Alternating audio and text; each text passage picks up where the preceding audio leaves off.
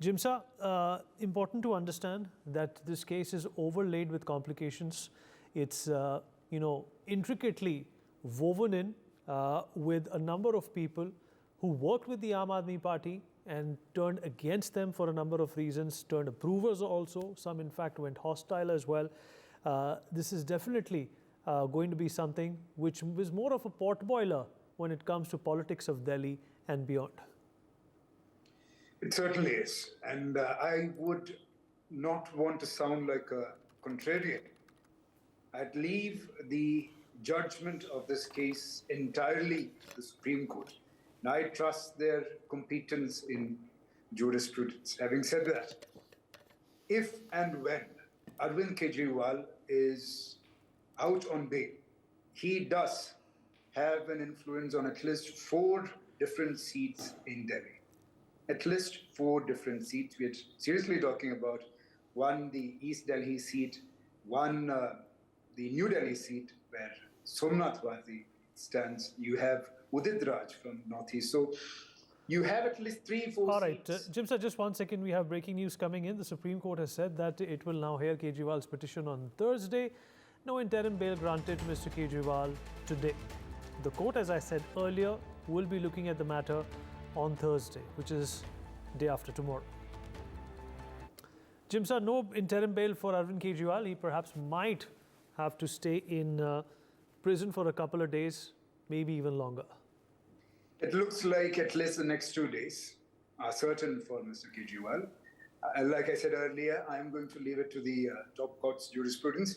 That being said, if and when Arvind Kejriwal comes out on bail, he does have the power, the charisma, and the emotive appeal now, more so than ever, at least on 4 different seats in Delhi. And the Aam Aadmi Party would be wide, inching actually, to get Arvind Kejriwal out on bail at the earliest. All right, Chandni, you wanted to say something? Go on.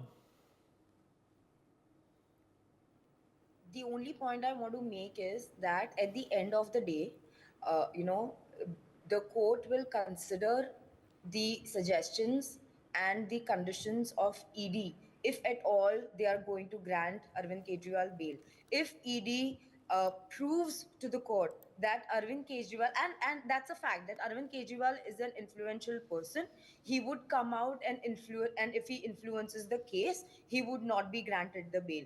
That is for sure. So if ED is giving incriminating evidence against Kejriwal in the court, already has given today also, if ED has submitted evidences, it means that if there is a reservation in the order, most probably on Thursday he would not be granted interim bail, because he is a person who is involved, and right now there is another charge that has come up on him, that he has taken funding from the SFJ, Six for Justice, and that also adds up. And now he, there are the evidence from K. Kavita and the evidence from statements of Vijay Nair, and also these, when you accumulate all of them, then there is, when even Raja Lakshmi ji said that, correctly said that he has destroyed so many iPhones and, destroyed so much material evidence. So if he comes out on bail, then he is a person who can do it again.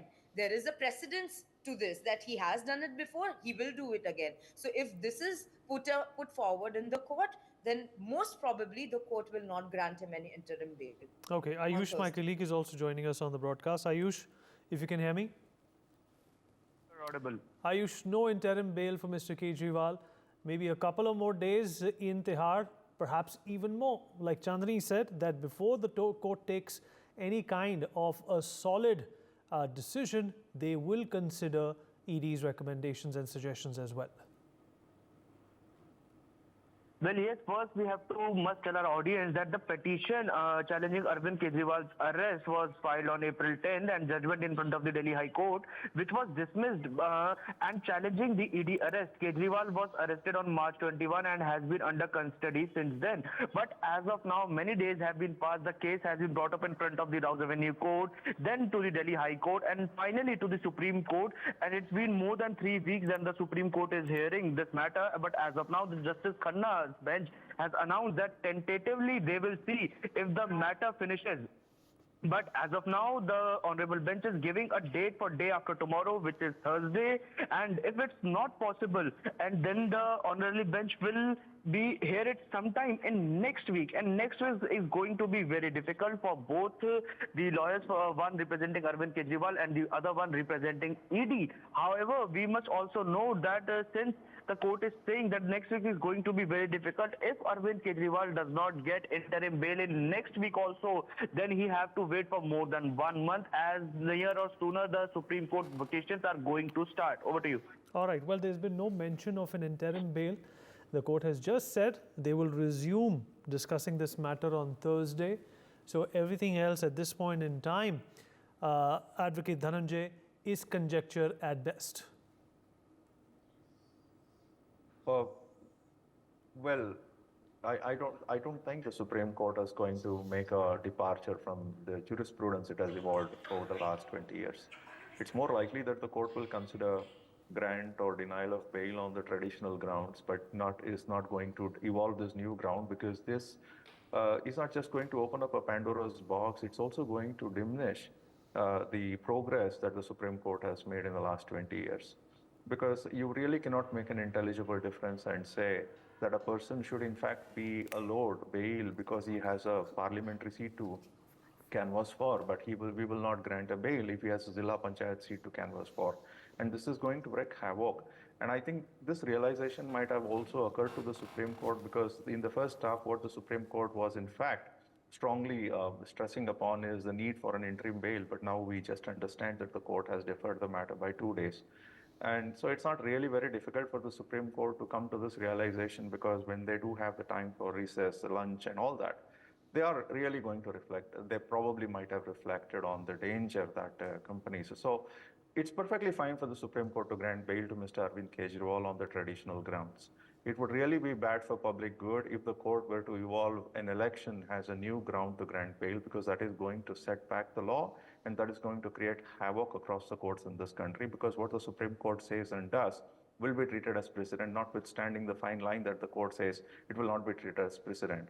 Because even with the court passing in its order and saying that this will not be treated as a precedent, courts across the country are free to draw their own conclusion as to election canvassing being a good ground for the court to consider for grant of bail. This is what I would say. Joyita, will it really make that kind of a credible impact on Delhi elections, Lok Sabha elections, if Arvind Kejriwal is there to campaign or not? Jimsa went on to say that there are 4 to 5 crucial seats where Mr. Kejriwal and his presence, the optics, really matter for the Aam Aadmi Party. In fact, his wife has been campaigning, but it has met with a very lukewarm, a very tepid response, if we can call it that. Well, first of all, Vineet, we have to realize that this election is not about electing Mr. Kejriwal. This election is actually not about the Aam Aadmi Party. This election has a completely different target, and it is about electing someone else altogether. So, you see, when you go around Delhi, when you talk to people and all, the general perception is that Kejriwal is not an issue. Kejriwal's arrest is not an issue. So you mean they're just using this as a pretext to get out? No. Let's not get there. The thing is that they are hoping to get some momentum back in the campaign, which they have lost completely. And they're hoping to get some momentum back in the campaign. Whether that happens or not, we really don't know. But yes, if the general perception is that Kejriwal is not the issue in this campaign, because if Kejriwal was such a big issue, remember when he was arrested, no one cared, frankly, and that was sad also at one level, because here is this chief minister who is supposed to be extremely popular, and he is, there is no doubt about it. He got, I think, whatever votes were cast, he got the majority of votes, he swept. Even his party also came to power, even in the at the municipal level. But not a single person came out to protest his arrest. not a single, there was no, I mean, Delhi went on as if, you know, nothing had happened. So what happened to that Kejriwal magic? What happened to his popularity? Where has he failed? So is there a sense dawning on Delhi's population that Kejriwal is also just like another politician, in spite of whatever he has been talking about? But yes, he definitely has a vote bank, there is no doubt about it. Because if you talk to the general population, the only thing that people will say, oh, but for the freebies, he would not be in power. So when it comes to how much of how important are the freebies for a section of Delhi's population, that will decide what sort of an impact Kejriwal will have or not have in the Lok Sabha elections. Rajalakshmi, do you reckon that this also perhaps you know, spells out a dip in Mr. Kejriwal's popularity? Joyita pointed out, alluded to a very important perspective, you know, that it really didn't make a difference in Delhi whether he was in or out, whether he was in Tihar jail or was he at home. So do you think this dip in popularity perhaps might also fructify for the BJP when the next assembly elections happen?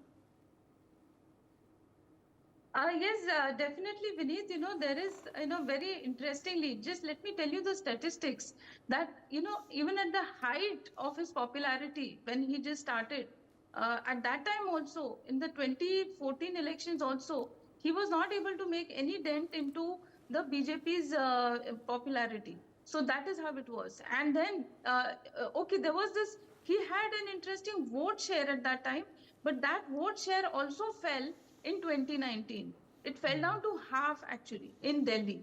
And in Punjab also, the first time round, they won, in 2014, he won 4 seats. And then in 2019, again, in Punjab also the popularity has gone down, and in 2019, they got just 1 seat. So that is how it was. So, you know, in the Vidhan Sabha, in the assembly elections, for whatever reason, maybe for the freebies or whatever, the people might be going for the Aam Aadmi Party. But then when it comes to the Lok Sabha elections, you know, there is absolutely no doubt that the people have been constantly voting for the BJP. And so at the height of his popularity, when he had 0 seats in Delhi, and even in Punjab, actually, he was not able to really make so much of a dent. And it has been dipping. So now today, I'm not actually surprised or shocked that nobody has come out in his support, because people are seeing through whatever has happened. So it is not as if this is something new. You know, people were a little too miffed when, you know, in spite of the fact that the ladies had a problem, in every nukkad there was this daru ka adda. So, you know, then that is something that this Sharab Gotala has definitely made a huge dent into his popularity. So, contrary to what the Aam Aadmi Party might be saying, they are making, you know, all kinds of comparisons. They are actually going as far as to comparing him with Prabhu Sri Ram, you know, saying that, you know, on one of your own debates, you know, I have actually, I have been appalled at how they have been doing that. So, you know, this kind of a dip in his popularity definitely shows in how people have not really been affected by what is happening.